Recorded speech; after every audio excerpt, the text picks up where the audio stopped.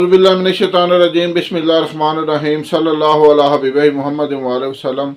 अस्सलामु अलैकुम व रहमतुल्लाहि व बरकातुहू। उम्मीद है कि आप हज़रात खैरियत से होंगे। मैं हकीम सफदर तबस्सुम हुसैन सफदर हर्बल क्लिनिक की जानब से आपसे मुखातब हूँ और आप देख रहे हैं हमारा यूट्यूब चैनल।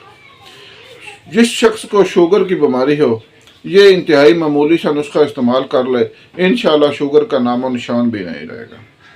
सबसे पहले गुजारिश है कि हमारे चैनल को सब्सक्राइब करें, वीडियो को लाइक और शेयर करें ताकि दूसरे ज़रूरतमंद हज़रात तक पहुँचे और इससे फ़ायदा उठाएं, मेरे और आपके लिए सदका जारिया बने। इंतहाई मामूली सा घरेलू सा नुस्खा है और इस फ़ायदे के लिहाज से करोड़ों रुपए का है। आप इसको इस्तेमाल करेंगे तो इंशाअल्लाह इसको आपको अंदाज़ा होगा कि ये कितना फ़ायदेमंद है।